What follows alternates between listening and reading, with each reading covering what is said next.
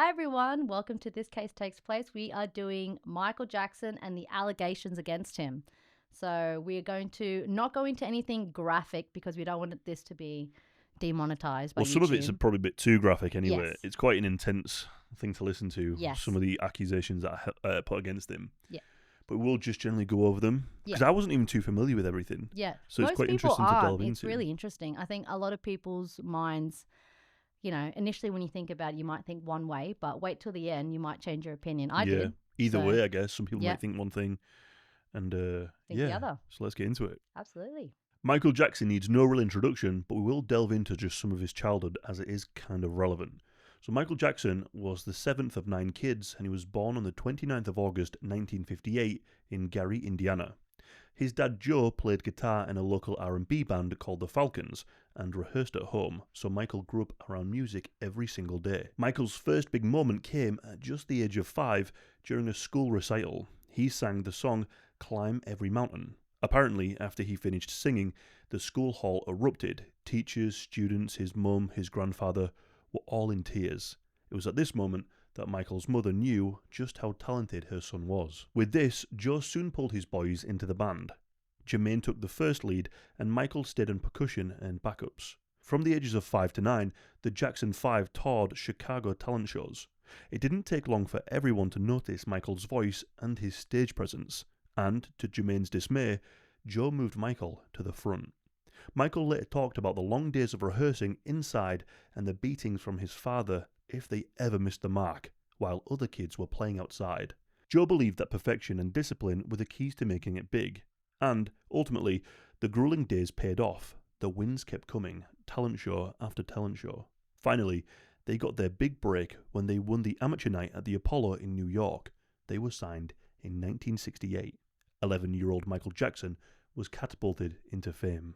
But it wasn't much of a life. Michael often told stories about recording in the studio and hearing kids playing outside in the street. He wanted to run over and join them to just be a child, but he had to keep on working. He remembered crying in the car on the way to the airport to a tour in South America, wishing that he could just stay home and play. But the hits kept coming, the tours got bigger, and the fame began to weigh on him. He never had a childhood. Following all of this success, in 1979, Michael teamed up with producer Quincy Jones, launched his solo career, and together they rewrote the rules of pop. Music wouldn't be the same ever again. As you probably know, Michael Jackson's solo career was incredibly successful. His second album, Thriller, is the best-selling album to this day. Then he released album after album with immense success. In total, he won 15 Grammys over his lifetime and sold 500 million records worldwide. Michael pretty much had the world in his hands, so much so that he was held as the king of pop. Although, amongst all the fame and the continuing success, Michael's public life was extreme, eccentric, and subject to much speculation and criticism. During the decades of fame, controversy followed Michael everywhere he went. The most obvious is his appearance. In 1979, Michael suffered an onstage nose injury where he broke his nose during a dance rehearsal, and he had to have his first corrective rhinoplasty, a nose job. In 1984, Michael then experienced horrific burns during a Pepsi commercial where he suffered second-degree burns as a result of a pyrotechnic malfunction. He was ultimately awarded $1.5 million, which was then donated entirely to the burn center which he stayed at. Despite the substantial sum, the accident left Michael with horrible burns, triggering a series of skin grafts to his face, another nose job, as well as the beginning of his opioid addiction, to deal with the pain that Michael said was excruciating. Although these are the 3 only rhinoplasties that he's confirmed himself, the estimate of the number total of surgeries, including the rhinoplasties, the chin cleft, the cheekbone implants, it's widely speculated online that he had many, many more. To be honest, I'm not even too sure that he had that many because he had, as we'll discuss in a moment, he had a condition called vitiligo. So that happens, you basically, all your melanin gets removed. So he was not just like pale, he was white. And if you look at his Thriller era in the 80s when he was still black, he has kind of an unusual face, his cheekbones and his eyes. I think if you were to add the rhinoplasty, he definitely had a more extreme one later on. and you add a chin cleft, which he definitely did. That was like popular in the 2000s. And still today, they say that instead of getting a nose job, you should just get a chin cleft. But anyway, that's aside. So if you add the nose job and the chin cleft and a bit of Botox, you make him lose weight, and you would put a white face over his face in the 80s. I think you'd get something quite similar. So I don't think, because some people online are like, he had hundreds of surgeries, he had this and that. Because That's like what I've heard.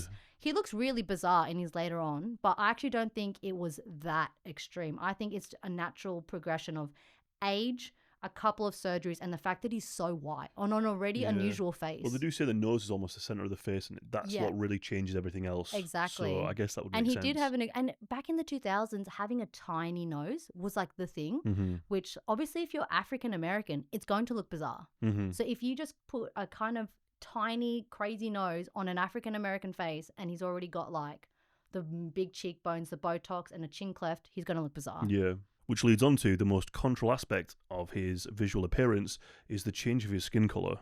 Tabloids accused Michael of bleaching his skin, insisting that he was ashamed of being black and wanted to be more Caucasian. Critics also used the way he made his nose smaller to highlight this too. When Michael was alive, he did take public offence to these claims. He stated that the change of skin colour is due to a condition called vitiligo, which ultimately was confirmed in his autopsy. Michael recounted how he used to have to cover up his white skin with darker makeup on stage to conceal the changes his skin was undergoing. But on stage, with the physical demands of performing as well as the bright lights, the makeup was coming off easily, and it was becoming increasingly more difficult to maintain his darker complexion within the public eye. So Michael used a product called Benequin. This medicine's primary use is the final permanent depigmentization of the skin for individuals with Michael's condition. It works by permanently removing the pigment from the normal skin areas surrounding the patches of skin impacted by the condition, creating a more uniform skin tone. Although the condition is quite well known today with models such as Winnie Harlow, the condition at the time was not well understood, and Michael received widespread criticism from the African American community who believed that he was ashamed of his race. The next controversy was Michael's fondness of animals, in particular his pet chimpanzee Bubbles. Michael treated him more like a friend and not an animal. He would even fly him on trips, bring him to photo shoots and tea parties, even letting him sit at the table in tiny outfits. At his home in Neverland, Bubbles reportedly had his own bedroom, was potty trained, and would eat with the utensils.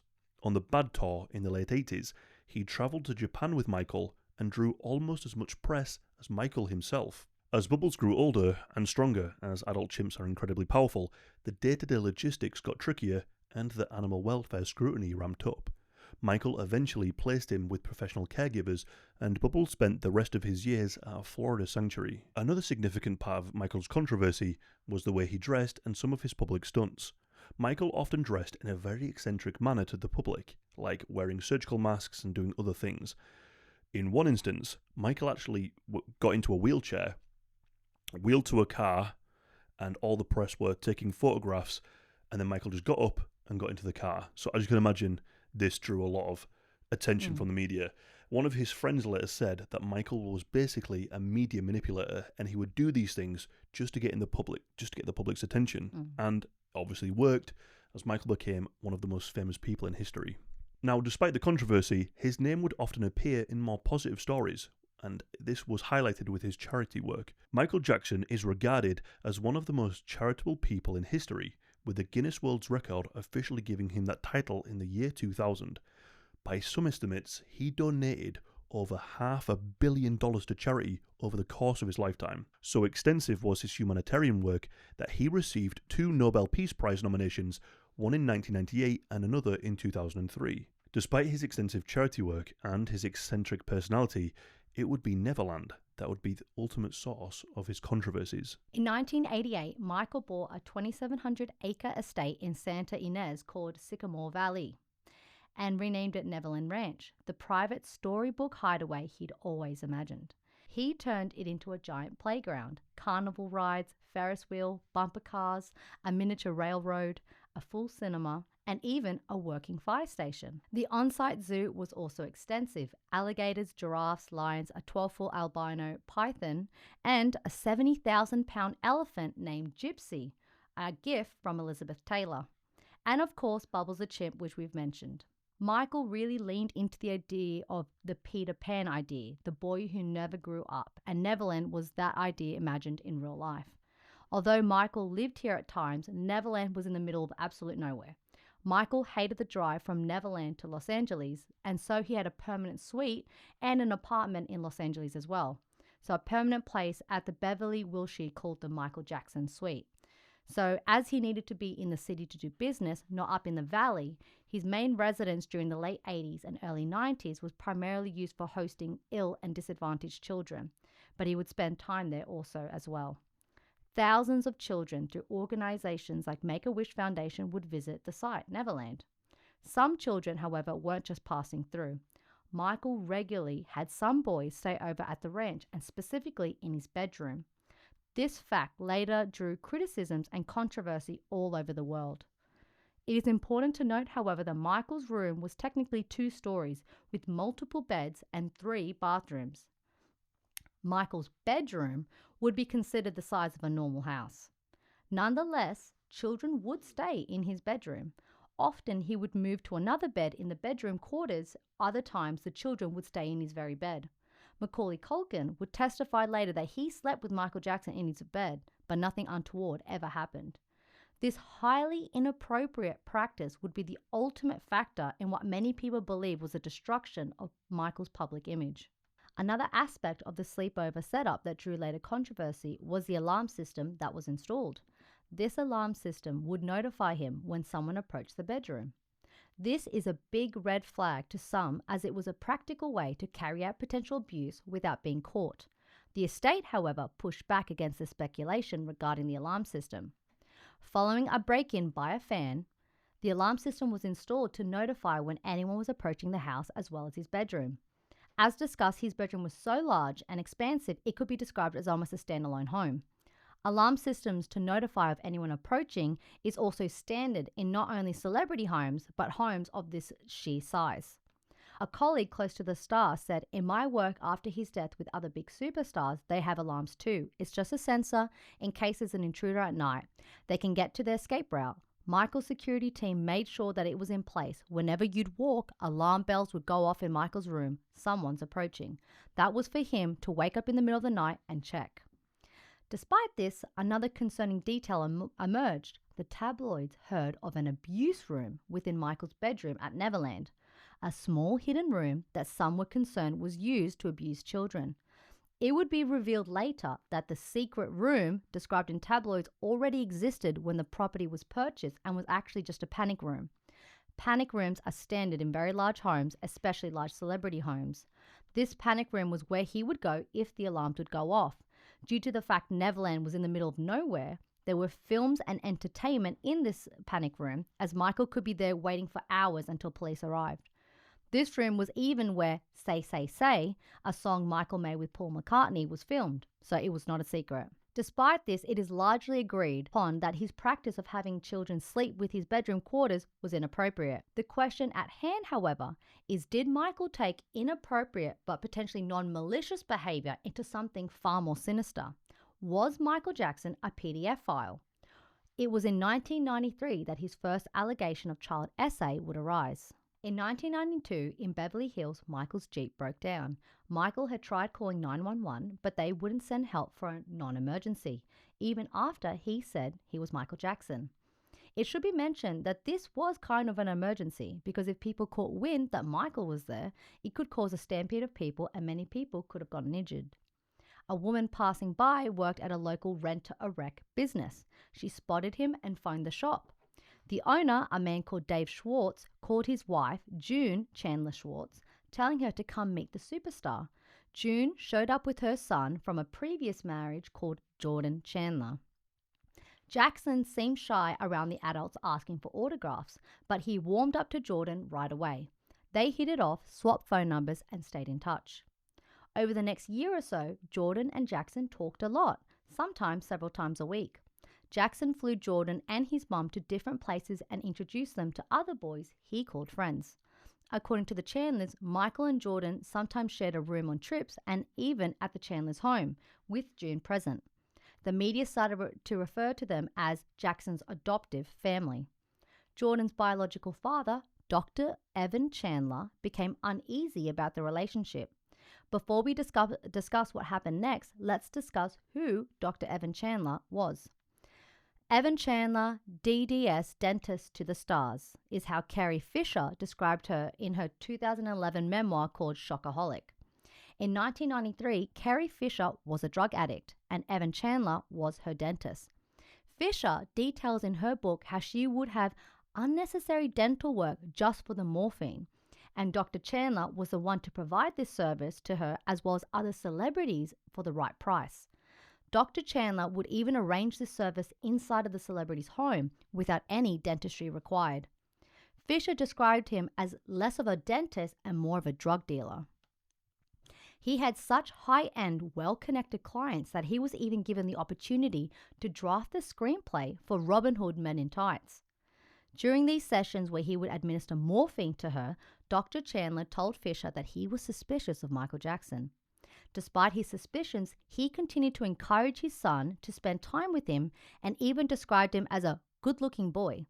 Fisher described being repulsed but continued to use his morphine services as she was deep in the throes of addiction. Dr. Evan Chandler had been discussing his suspicions and plans to several people, not just to Carrie Fisher. Jordan's mum and stepfather, Dave Schwartz, were suspicious of Dr. Chandler's intention and so agreed to meet with Dr. Chandler on the 8th of July at the Rent-A-Wreck shop. The purpose of this meeting was to discuss Jordan's relationship with Michael. Unbeknownst to Dr. Evan Chandler, Dave Schwartz had taped the conversation. Dr. Chandler said, quote, "This man is going to be humiliated beyond belief. He will not believe what is going to happen to him, beyond his worst nightmares. He will not sell one more record. Jackson is an evil guy. He's worse than that, and I have the evidence to prove it. If I go through with this, I win big time. There's no way I lose. I will get everything I want, and they will be destroyed forever. June will lose custody of the son, and Michael's career will be over." When stepdad Schwartz asks exactly how the plan is going to help Jordan, Dr. Chandler replies, "That's irrelevant to me. The bottom line is yes, his mother is harming him and Michael is harming him. I can prove that. I will prove that. It cost me tens of thousands of dollars to get the information I got, and I don't have that kind of money. I'm willing to go down financially. It will be a massacre if I don't get what I want. It's going to be bigger than all of us put together." It was then, a month later, on the 2nd of August, that the allegation came out.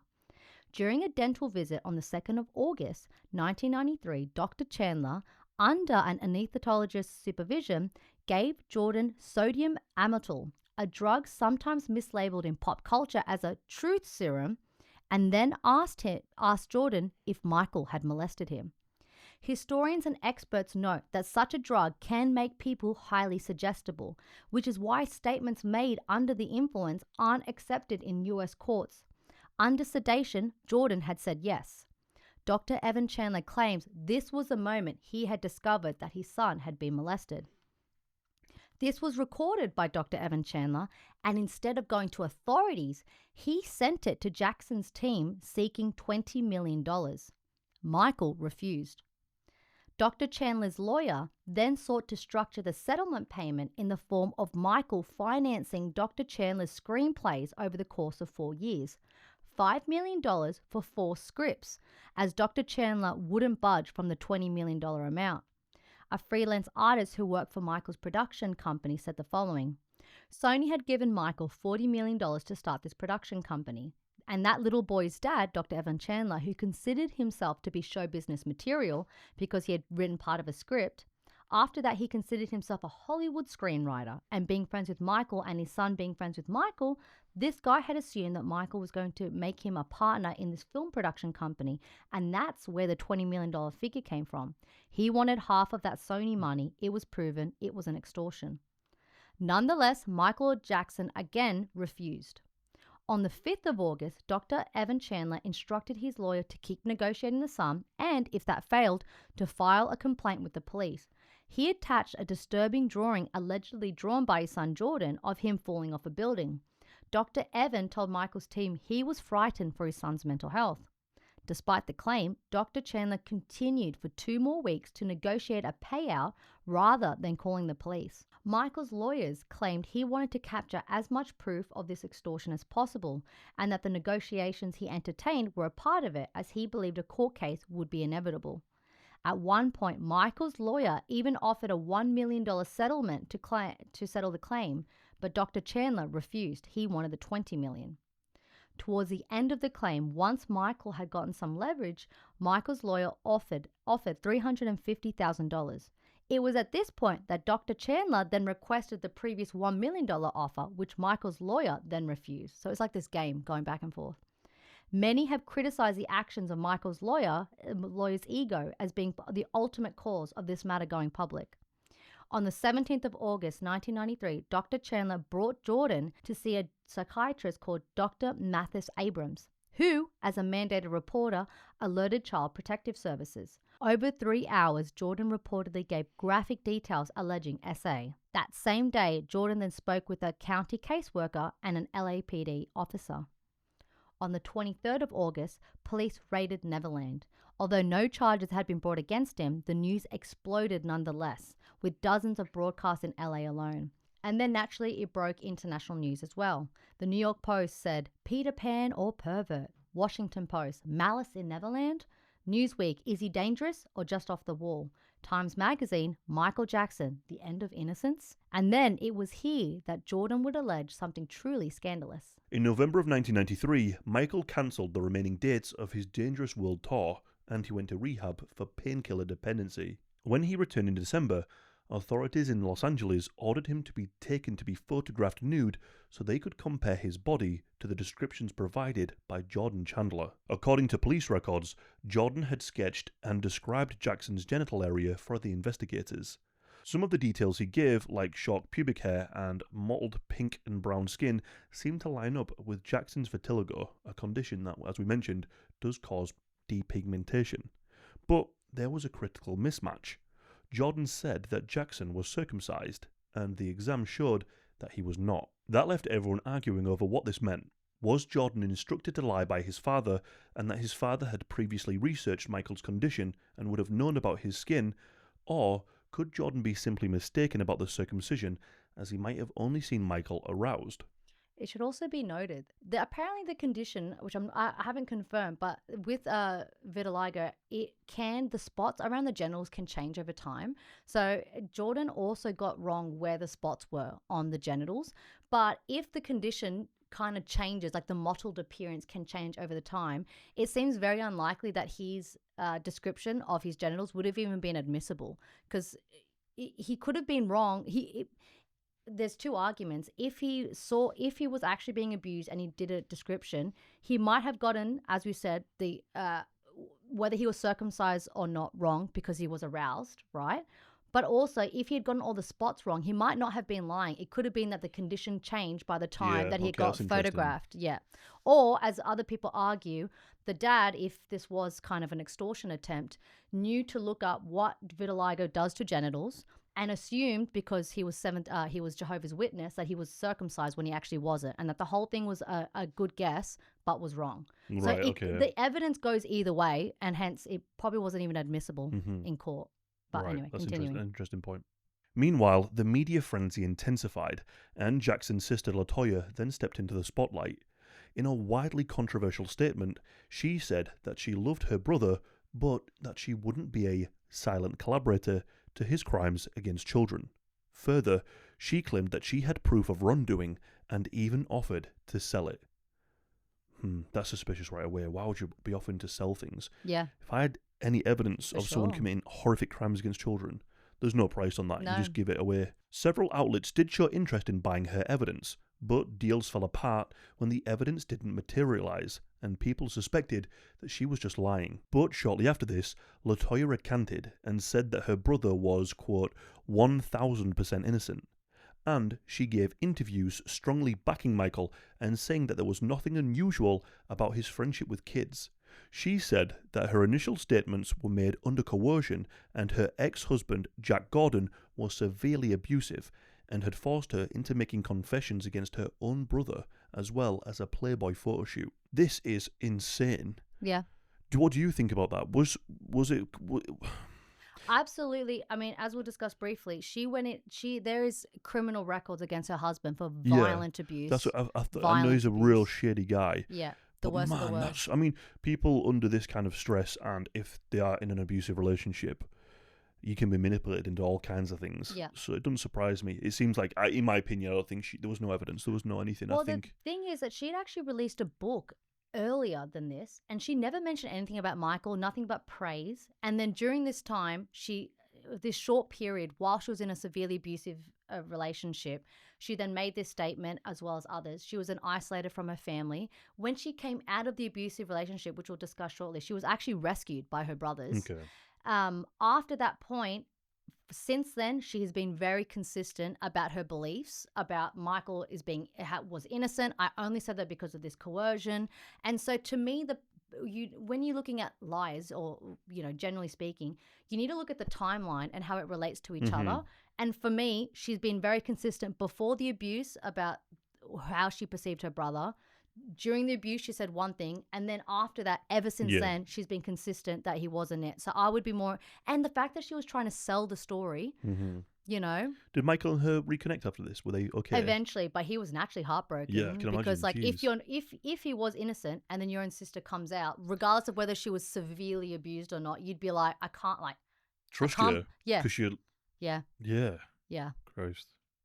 So we're going to go further into it, but I'll just tell you now. So basically, it's an interesting story. So LaToya, violent, abusive relationship. She'd been isolated from her family for years. And then she had a moment when she thought, I'm going to die if I don't get out of it. It was like horrific. She went to hospital many times. So, but at this point, she's like, he's going to kill me. So she's in a panic. She has a couple of minutes to make a phone call, and she runs to the phone. She goes through the address book. She's looking for a name. And you know how you have that family member who never answers their phone, and you're like, I'm not going to call them because they'll never answer their phone. But she says there was an instinct that I have to call Randy Jackson, my brother, even though he's that guy in the family who never answers their phone. So she picks up the phone, calls him. By miracle, he answers immediately. And she tells him, he's going to kill me. He's going to kill me. Save me. Save me. He's like, calm down. He knew exactly who was talking on the phone, that it was LaToya. He organizes this escape plan on the phone, figures it out. Him and a couple of brothers, I can't remember who else went out there, but several brothers, cousins, they fly out to New York, have this whole heist, and they managed to save her from the room, like fully knocked on the door, had this secret code, got her out. And then from that moment on, they whisk her away to LA and then file the restraining order. But up until that point, she's like, they're going to kill me. Christ, But yeah, she was in some serious shit then, right? Yeah. So you could say, oh, maybe she just changed her mind after like the marriage naturally dissolved. But like all indications was that it was actually a very violent There was one instance where she was rushed to hospital for injuries to her face, legs, arms, and back. Yeah. So full body beatings. Yeah, with a That's chair. Like, He just nearly beat her to death. Wow. Horrific. Yeah. Horrific. Then ultimately, a decision on how to proceed had to be made. Michael's defense team approached a judge to see if they could delay the civil case until after the criminal case had been determined. The judge denied the request, ruling that the civil case had to go first. This was terrible news for Michael's defense, as evidence from the civil trial could have been used against him in the criminal trial, potentially harming his future defense. It would also mean that Michael's name and reputation could have been under scrutiny for years, costing millions, all before the criminal trace had even begun. Then, in a controversial move, the insurance company exercised its legal right to settle the claim out of court to avoid the loss of revenue and the negative public image of a prolonged civil court. In a move that many have described as disastrous, the civil claim was settled, and now the focus was on the criminal lawsuit instead. But as we were saying earlier, this makes Jackson look guilty. Yes. Because to have the civil one first and the insurance company just go, oh, we're going to settle this one. Yep. Let's just focus on the criminal one. And his lawyer also did that too. Yes. Let's just focus on the criminal. Yep. But right away, once you've got a criminal trial and there's the knowledge of, oh, he's already lost one civil trial. Yeah. There's that element of guilty in the air. Yeah. Looks awful. It looks awful in the public. For sure. Looks awful in the tabloids. It looks awful like, everywhere. And Michael allegedly was furious about this, that he allegedly had no control. The insurance company, like when you crash your car and someone just like the insurance company pays it off whether or not you're guilty, it made him look that way. But then later on, as we were mentioning, he also seems to have had some knowledge of this being settled, because then he said that his own lawyer was saying, no, The important one to look at is the criminal case, because right now a civil case can take years on top of a criminal one. So you could be setting yourself back millions and millions of dollars, all the lost revenue. So at the end, whether he consented to it or not, the insurance company stepped in and paid it off, and I think it was disastrous. Yeah, absolutely. Absolutely disastrous. Yeah. I think as well, also, just mention, when people hear that he settled out of Yeah. court, people I don't think even a lot of people know the difference between civil and criminal. Yeah. So a lot of people in the general public will go, oh, he settled Yes. in court, Yeah. which is law and criminal. Yeah. But civil's something completely different. Yeah. It's just for damages. It's just damages. So Yeah. and the bar for evidence is so much lower Yeah. than criminal. Yeah. Criminal's Well, extremely high, Yeah. and civil's relatively not Yeah. nothing. There has to be something, but Well, it's in this lower. case, he didn't go through court. He didn't win or lose in the civil court. Just He settled. literally just settled, which means you could have no reason at all. But it might be, I mean, I worked at a law firm. We settled all the time with people who had bogus claims or whatnot, just because it is so much more expensive to just go through the court system in Easier general. too. Less time consuming, Yeah, everything. and that's what a lot of fraudsters do. Not saying in this case, but just in generally speaking, you could just make a claim against someone else, especially a bigger person, and they would say, you know what, just pay them off. Yeah. Just get rid of them. It doesn't mean he's innocent or guilty. It's just something to consider. And when I they think. settled this, he literally had a no admission as to guilt. So it was very explicit. We're not saying we're guilty, but we're paying you for reasons private reasons. So, on the 25th of January, the insurance company agreed to pay $20 million to Jordan and $1 million to each of the parents, Evan and June Chandler. The settlement included, as we said, no admission of guilt. It is important to mention that the legal secretary to Evan Chandler's attorney in 1993 released a book called Redemption: The Truth Behind the Michael Jackson Child Molestation Allegation in 2004.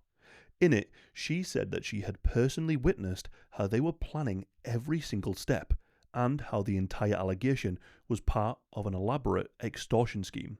According to the legal secretary, this worked, as 6 months after, the Chandlers received their settlement and they stopped cooperating with the police in the criminal lawsuit. Ultimately, Jordan Chandler refused to testify against Michael Jackson in a criminal court.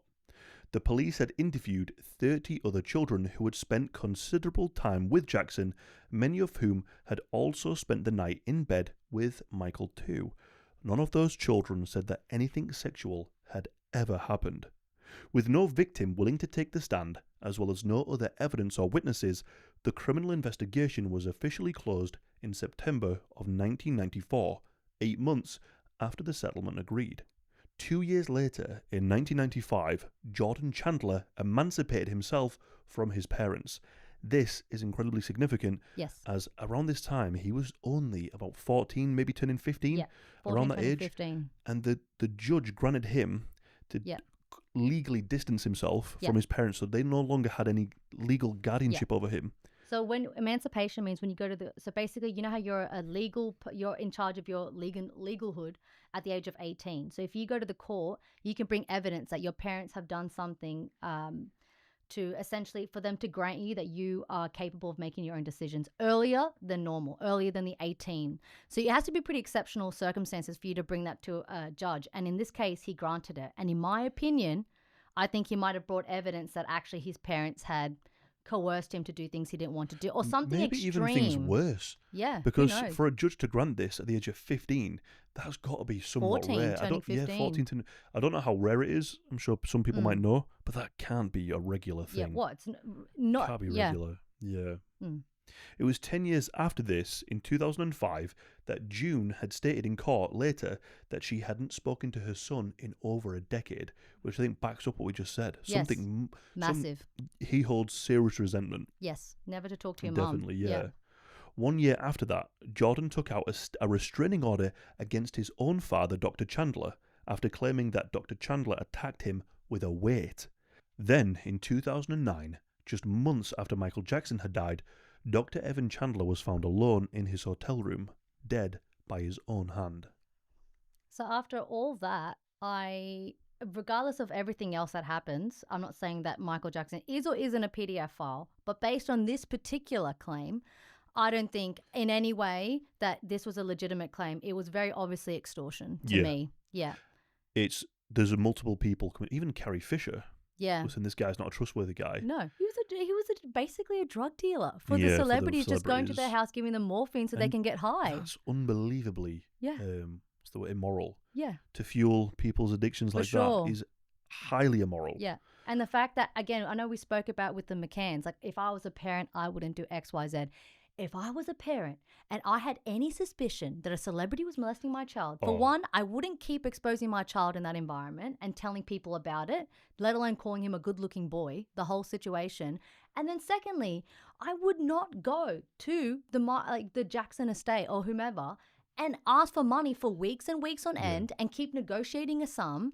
And then ages later be like, all right, well, in that case, I'm going to, let alone the fact that the original allegation that came out was, according to mainstream, that this, thing that came out was because he confessed when he was at a dentist appointment to only come out later that he was given a truth serum, basically something that is high, you can insinuate something will happen and you're very susceptible to whatever instructions you're given. Like, what? Also, there'd be no civil case if I had a child and they were going through this. There'd be no civil case. It'd be criminal only. Exactly. Because I'd want them in prison for the rest of their life. Exactly. There's no way it's going to be. And then after they got the money, they dropped it. Yeah, because he refused. I mean, you could say because he was traumatized, he didn't want to go through that. He had his money. He didn't want to deal with that. That's understandable.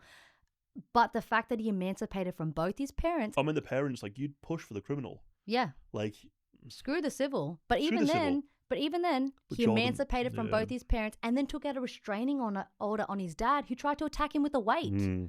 Like, it's unhinged. Yeah, that guy's had a traumatic life. Yeah, poor guy. Poor Jordan. Like, I don't think in any way do I blame or think anything ill of Jordan Chandler. But to me, I think the dad was absolutely... The fact that also that recording was before that even alleged...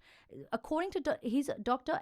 Evan Chandler's original story was that my son confessed this during a dentist appointment.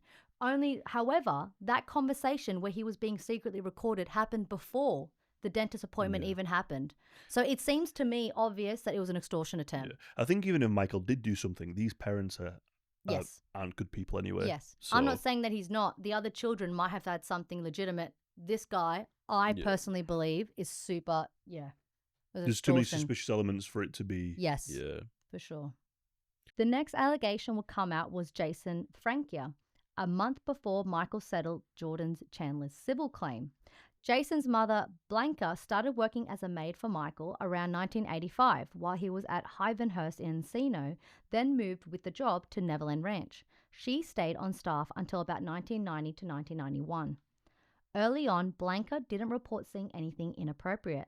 Later, seemingly as lawsuits and media money entered the picture, her story shifted. Blanca went on a tabloid TV show called Hard Copy. Blanca said that she saw Michael and another child showering together. Under oath in 2005, she admitted that she was paid $20,000 for that story, and further, she backtracked entirely from that statement that she made, that she acknowledged the shower was foggy and that she couldn't actually make out more than one figure.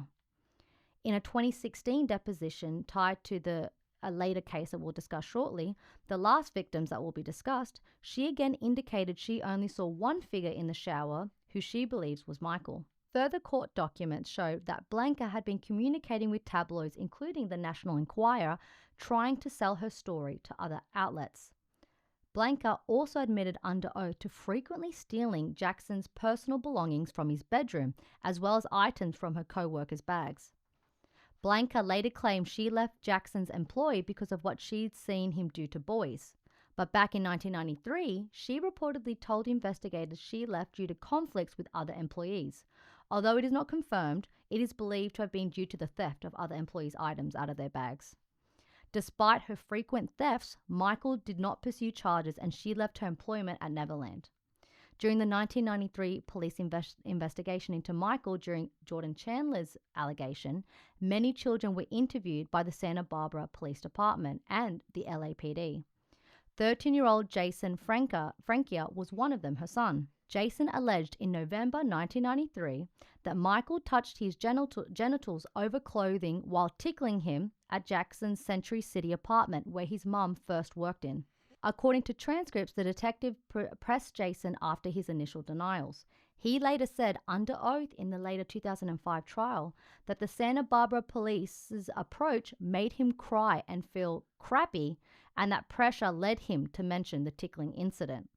He also testified that investigators told him other boys, like Macaulay Culkin and Corey Feldman, had been abused by Michael. Both Culkin and Feldman have consistently denied that, with Culkin even testifying for the defense in 2005 later on.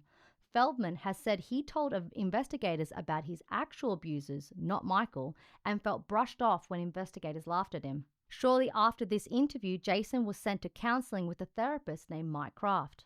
Observers later flagged the timing as odd, given that tickling by itself isn't a crime. By the 24th of March 1994, Jason had a second interview with police. Jason also complained that questioning in this period felt pushy and that it drew out more stuff than he wanted to say. By late 1994, Blanca and Jason's lawyer filed a civil lawsuit. Michael settled Blanca's claim in April 1994 and Jason's civil claim 2 months later in June 1994. Both settlements came with no admission of wrongdoing, but settlements can't stop anyone from testifying in a criminal court, so both Jason and Blanca had to take the stand in 2005. On the stand in 2005, Jason said he didn't remember what he told police in those interviews and gave conflicting answers about what he told his mother, about interview details, and most importantly, about the alleged tickling itself. At one point, he said he blacked out after the tickling, then later his genitals were touched over his clothing after he was tickled. It was at this trial that he added another detail. He claimed Michael would then give him money after the tickling, which he felt was hush money.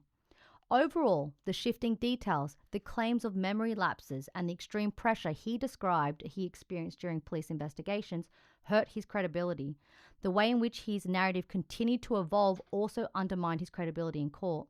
Jurors ultimately didn't find him persuasive. So to summarize, he is a boy who was being interrogated over the Jordan Chandler incident.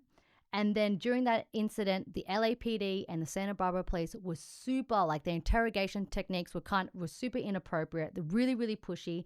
And he admits that he was being tickled and that his genitals were touched. And then over time, that story kind of evolved. His mother was doing tabloid interviews where she was getting paid. And ultimately, they were also settled. They both had a civil claim and they were both settled by Michael's team shortly after Jordan Chandler was also settled.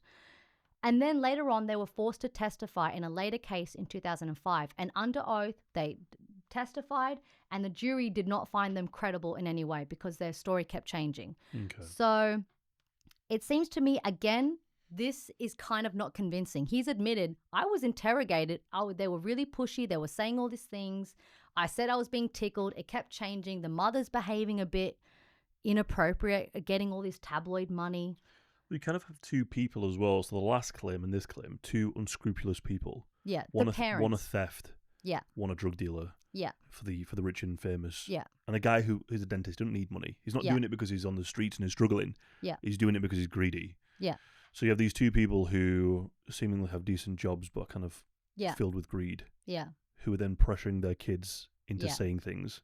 It seems to me it's a completely different topic, but the Santa Barbara police during the Michael is its own online controversy. Like they really had it out for him, or some might argue they were just trying to do their job, but they were super inappropriate with how they interviewed children at the time. And some people believe that Jason was unfortunately a victim to that because he said, I didn't want to, I didn't have anything to say, but then they kept forcing it out. I mentioned the tickling and then they kept going. So I just and we know that kids are really susceptible as well. So I think there might have been something like that going on. And maybe his mum saw a cash grab. She was paid $20,000 to make, say this story on TV and the whole thing.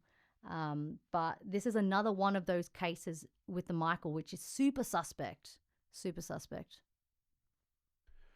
this is something that is a little bit inexcusable, is despite the controversy, Michael Jackson continued to host children at his home and continued to host the sleepovers where kids would stay in his bedroom. This is a PR nightmare because even if he is totally innocent, it's not a good look having kids in your bedroom, especially like kids who are not even related to you. Yeah. And even if they are, like kids should not be in a grown man's bedroom. No. I think that hosting the children generally at Neverland through these organizations was fine, like having Yeah, them of at course, yeah. Neverland, but the actual Unattended. sleepovers is bizarre. Because I mentioned this to you before. If he is innocent, he would, at the very minimum, if he was an animal in the wild, he would have gone extinct because he would never pass on his genes because he's such an idiot. Bad decision after bad decision. Who would ever? But it's like it's to the point they would think, okay, is it something sinister that he is so like that he's actually compulsively evil and that he actually is a PDF file and that's why he continued to do it for 10 years, I will almost say 10 so, years. If Prince Andrew did this, I don't know if he'd get any leeway. Well, Like, why does Michael Jackson get a bit of? as will continue I guess because the so. allegations that come out have, whereas like Prince Andrew has actual allegations that are very Yeah. substantiated But in an extreme way. it's just And also, like, it is bizarre, but it's to the point that I think, was he just, and many people do, he had so many yes men around him. His family, like, Michael ultimately said, I regret doing it because it opened my life up to, like, even though I was, like, wanting to do something kind to others, I was taken advantage of. I regret what happened. But a lot of his family continue to this day being like, no, like it was like not what you guys think. It was so wholesome. There was nothing indecent about it. Like so many kids, like Nicole Richie, like she was one of the children who grew up at Neverland, and they were like, no, it was like imagine if you're like not naive, you have ultimate power. These sleepovers were described as like the ultimate fun. Disney, lots of parents were present, like, but not all the time. So that's also the controversy. But like, it was just unhinged fun. Yeah. Like you just like, yeah. So it's just, even if he felt like, even if he was completely innocent, surely someone would have stepped in. But he was a very business savvy person. Yeah. For people who don't know, his business dealings is one of the main reasons why he was so wealthy. Yes. It wasn't just his music. He also was very, very savvy. Bought labels, bought music, bought all these kind of things. We'll discuss more next week. Yeah. There was some tension with Sony. This is a very clever business savvy man who understood how to manipulate the media. Yeah. So why was he doing this? Yeah. Again, He understood how things worked. He understood popular culture, mainstream. He understood business. He understood music. He was savvy. I don't think he understood people. Fair enough. And a lot of people said that the reason why he hung around children was because all adults around him often exploited him, used him, sort of a thing. So it wasn't just about reliving his childhood. It was about being around people that he felt that wouldn't take advantage of him, that he could 100% just be himself. And kids are the best if you're around them. They're just like wholesome. That's why, you think about non-nefarious, like so many people become teachers or like childcare because they just like that energy is infectious and but nonetheless, a grown man should never be around kids, let alone in the bedroom. So that even if you know your intentions are pure, you know that other people have impure intentions. So wouldn't you want to guard yourself from that public image? Like a normal person. Was he autistic? If he was innocent? No, genuinely. Some people think he's actually autistic, that he actually didn't understand social. Yeah. Because he was so not just so isolated, but there was something else going on with him. I mean, maybe not even just like autistic. If he had such a childhood where he didn't have a childhood. No. So like, and that's your fundamental foundation years for building, understanding relationships. Yeah. If his brain just didn't make those neural pathways and navigating relationships, then adulthood would have been, I mean, for all intents and purposes, he would have had the kind of ability to understand or read people properly. Yeah. I mean, a lot of people took advantage of him. Yeah. So many people took advantage of him. It's also crazy. people were saying like, he was so isolated. He was a child, a mega star, working every day from the age of 6. All his life, he's known extreme fame. And there's actually a video on YouTube of a friend of his who actually let him, he rented out the entire grocery store just so Michael could pretend and just like go through the store with his little, because he just wanted to look at what groceries look like. Like imagine that level of fame. You wouldn't have you wouldn't understand what normal people do. No, you wouldn't but at all, inexcusably, allegations have already come out against you in 1993, and this was still going on in 2003. So that's 10 years where he should have known better inexcusably. Yeah. So that's the thing where I'm like, okay, at this point, every allegation, even if you are innocent, you deserve it on some level. Because you're inviting it in almost. You're inviting it in at this point. Yeah. If you were innocent. Not to victim blame on if he is innocent or whatever. Yeah. But like you're inviting these things into your life. We have protocols for teachers in schools, and we have like so many things to safeguard not only children, but also realistically teachers and whatnot from potentially getting false allegations. So why? I mean, you know what? I bet people were like, Michael, this is a bad idea. And he's like, no, it's innocent. There's nothing wrong. Yeah. And just like went on. He probably ignored people. Yeah. So it's inexcusable. Possibly, yeah. So. But, well, it was around this time that a British journalist called Martin Bashir, who was quite a big name in the celebrity interview scene, a very shady, unscrupulous character, not a good guy, he entered the picture. Some people might recognize his name from the whole Princess Diana thing. Yeah, we'll discuss that. We'll discuss that another time. Yeah. But just to know, this isn't a good guy at all. Bashir sold the idea to Michael that his documentary that he was planning to make, Living with Michael Jackson, would show the real world, the real Michael Jackson, by enabling the public to see into Michael's extremely private life. Naively for Michael, he agreed and he gave Bashir unprecedented access for over 8 months. This documentary was released on the 3rd of November 2003, and it portrayed Jackson as an eccentric, isolated and childlike person. In addition to dissecting Michael's personal life, the documentary focused heavily on his bond with a 13-year-old cancer survivor named Gavin Avizo. It was in this documentary that Martin Bashir asked Michael why children sleep in his bedroom. Michael replied with the following statement: "That's a beautiful thing, not a worrying thing. Why should there be any worrying? Who's the criminal? Who's the Jack the Ripper in the room? This is a guy trying to help heal a child. I'm sleeping on a sleeping bag on the floor. I gave him the bed because he has a brother named Star, so him and Star took the bed, and I'm on the floor in the sleeping bag." Bashir then asks, "Did you ever sleep with them in the bed?" Jackson replies by saying, "No, but I have slept in the bed with many children. I sleep in the bed with all of them. When Macaulay Culkin and Kieran Culkin were little, Kieran would sleep on one side and Macaulay on the other side. We're all just jamming in the bed." Now that's a... You know what I think? It looks to it like, what on earth is the matter with you? But also, if he was in like is he so, because like if I was a, I don't know, if I was a PDF file, I think I'd more try and manipulate and cover it up.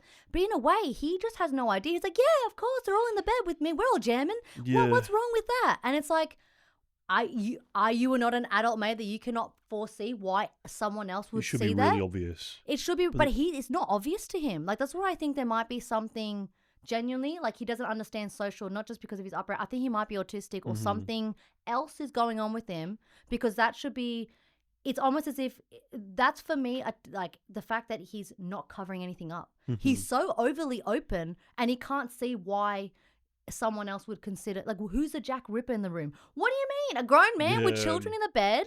But again, why would the parents let this happen? The Macaulay Culkin's parents, why weren't they like, no, you can't stay in a bed with a fully grown man? That's Hollywood, especially in the 80s and 90s. Like, I would never do it. No. Never. Jesus Christ, man. Yeah. But maybe, again, like, anyway, crazy time. Yeah. Following the release of this documentary, the public was, as you can imagine, asking some serious questions once more. The highly controversial Santa Barbara Sheriff's Department were quick to pick up where they left in 1994, along with the same district attorney who had dropped the charges when Jordan Chandler wouldn't testify. An investigation was again opened. The police interviewed Gavin, but he said that nothing inappropriate ever happened with Michael. In a shocking and scandalous turn of events, Gavin was about to change his mind. So, who is this Gavin? In 2000, a young cancer patient named Gavin met Michael Jackson. Jackson helped the family financially and invited Gavin, his brother, and their mother, Janet, to Neverland multiple times. Following the documentary and his interview with the police, things began to sour between the Arvizo family and the Neverland staff in the ensuing months. According to employees' testimony, the kids became unruly, caused damage, and were eventually asked to leave. One insider recalled that when news broke of the police raid on Neverland, they immediately suspected the Arvizos because of the recent chaos at the ranch. The family had stayed at the guest lodge for around 3 months, and they continued to bring more family to stay at the residence. At one point, around 15 kids from the family were running wild on the property, causing damage and causing problems with the staff. It was when they were asked to leave that the family's tone began to shift, from praising Michael Jackson to alleging that molestation began shortly after the documentary aired. Soon after, more than 70 deputies raided Neverland. They seized computers, photographs, books, but no evidence was found, including no child essay footage. But the tabloid media falsely reported this nonetheless. They claimed that evidence had been found. Mm. Jackson was arrested and charged with 10 felonies, including lewd acts with a minor, as well as counts related to abduction and extortion. The mother, Janet, hired the same attorney and the same psychiatrist as Dr. Evan Chandler.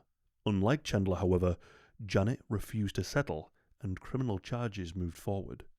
Investigators interviewed other children, including Macaulay Culkin, once again, but no new allegations emerged from them at all.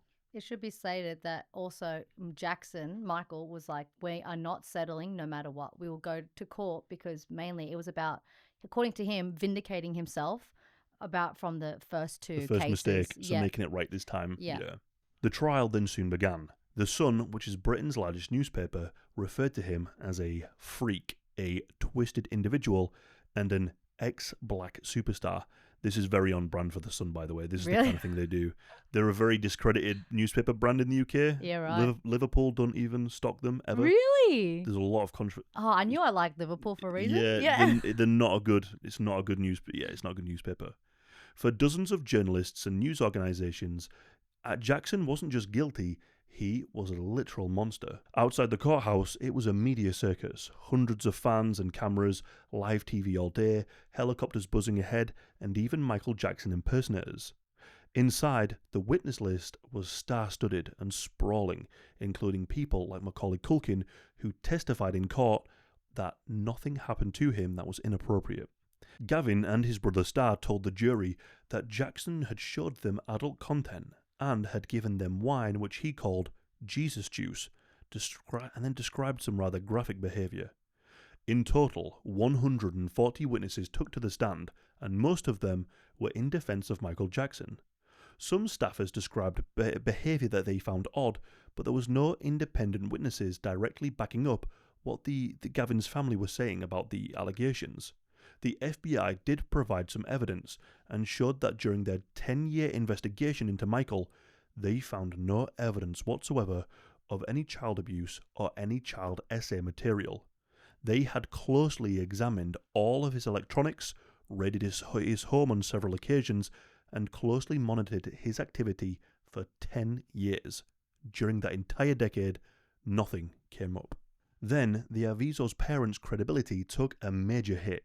Back in 1998, the family was caught shoplifting at J.C. Penney's. The security guards detained them, and later Janet claimed that she had been assaulted, had broken bones, and that she was essayed for up to 7 minutes by the security guards. Before the trial, it then surfaced that her children had undergone acting lessons in preparation for the J.C. Penney trial. Eventually, J.C. Penney did settle for $152,000, but it goes deeper. In 2002 to 2003, the father, David, pled no contest to spousal and child abuse charges. Later, under oath, Janet acknowledged that her injuries were from her husband and not the security guards, and admitted to coaching her children in that civil case. She was later convicted of welfare fraud and perjury related to those events. It's insane. So this is the third shady parent. Yeah. But like, how does this keep happening? And then that fact that she literally claimed that she was caught shoplifting, made a whole thing about the guard not just like beating her up, but like assaulting her. Yeah. And then on top of it, then coaches her children to lie in the civil case, wins, and then gets done for perjury and for fraud, welfare fraud. A post security guard.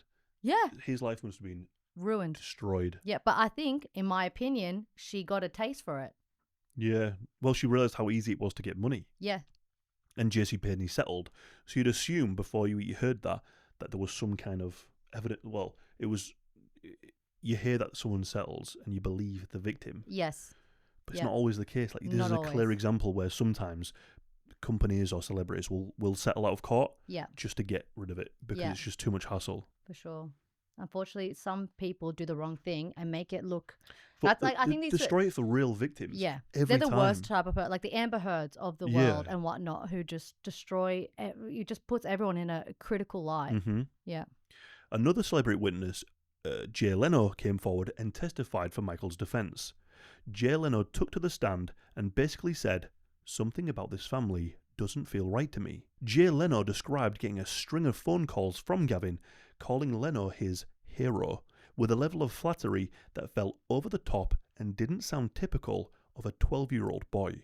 To Leno, they seemed practiced, almost scripted.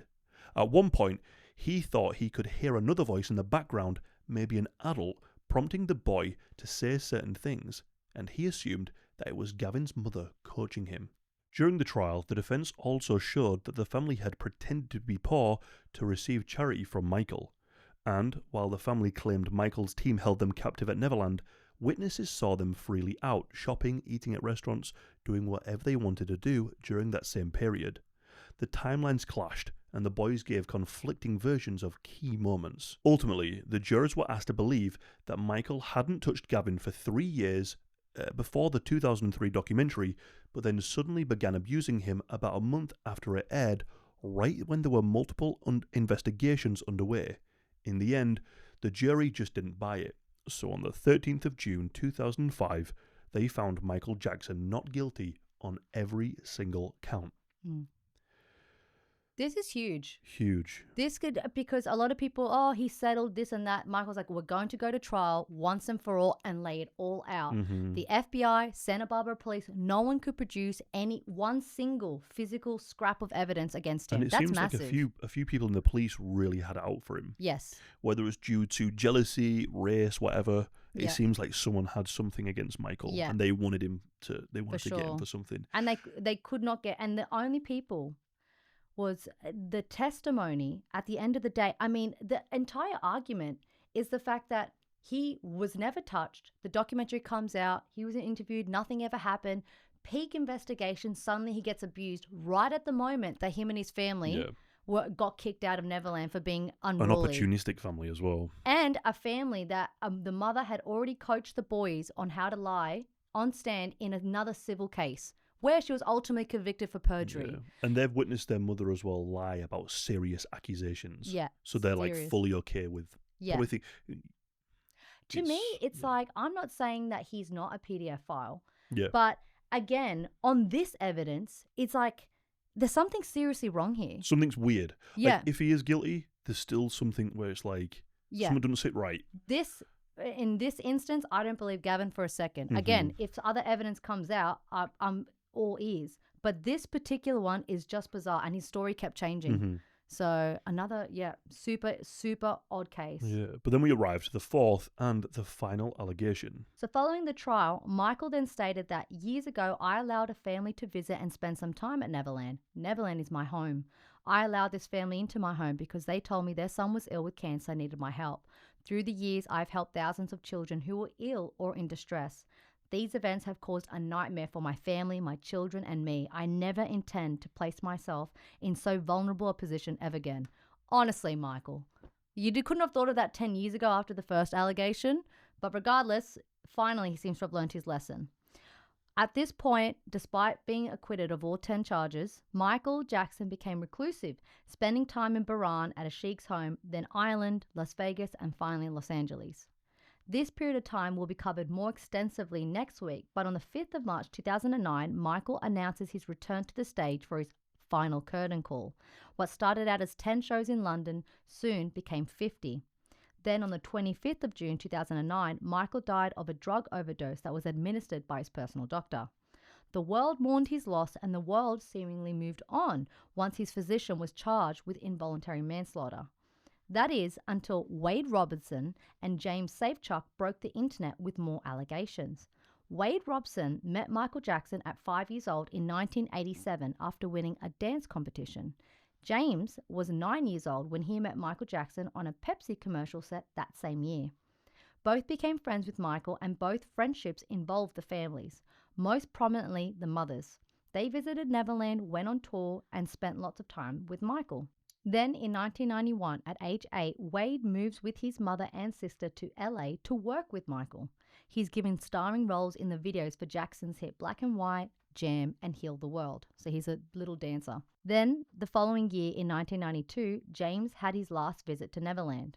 In 2005, during the Gavin trial, Wade Robson testified, he was aged 22 years old at the time, that he was never molested as a child by Michael and that no inappropriate behavior ever occurred. James would later claim that Michael threatened him to not testify during this trial, but he decided on his own not to testify, but it would be later revealed that the defense never asked him to testify in the first place. For many years, both James and Wade Robson would defend and praise Michael Jackson. Robson would work for the Michael Jackson estate for many years. Robson went to his memorial service at the Staples Center and would defend him in interviews. Then everything changed. In 2011, Wade Robson tried to get a job with the Michael Jackson estate as the lead choreographer on the Cirque du Soleil Michael Jackson show. This was a very big job, as the show was the equivalent of the Beatles' Love or the Elvis show. He said about Michael and his audition, "We were friends for 20 years before he passed, since I was 7. It's an opportunity for me to give back to his legacy and make sure it's done right." Ultimately, he didn't get the job. At this point, he was 30 years old, at a crossroads in his career. He was lacking finances, and then he claims he had a mental breakdown. It was during this mental breakdown that he realized he had been essayed by Jackson for 7 years between the ages of 7 and 14. Shortly after, he wrote a book about Michael's abuse and tried to shop it around, but no publisher would take it. When this didn't work, Wade went to a civil lawyer and eventually filed a creditor claim against the Michael Jackson estate, because obviously he can't sue Michael Jackson personally because he's now passed away. It was initially for $1.5 billion. He filed that lawsuit initially under seal, hoping the estate would quietly pay him to go away. The estate refused and decided to fight it. That's when it became public, and in May 2013, Wade claimed he was abused. James Safechuck said he was watching Wade Robinson's public announcement of his abuse on TV in May 2013, and it was here when he saw Wade describe his abuse that it triggered memories of his own abuse. So as Michael died in 2009, Robson and James Safechuck, eventually brought civil suits against Michael's companies, as we said, as you cannot sue someone who's already dead. So it was against the estate. Therefore, the main legal question in dispute was, did those companies owe the boys a duty of care to protect them from Jackson? They alleged that Michael's companies arranged and managed access to Michael, and therefore they should have protected the boys from the alleged abuse. The companies, backed by Jackson's estate, was denying a duty of care. So it's a kind of a roundabout legal argument. You can't sue him for abuse.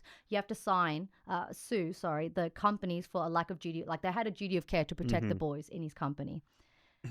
Wade moved first, filing in 2013 when he was 30 years old, and then James followed the following year in 2014 at the age of 36. During Robson's 2016 trial, important discoveries were made.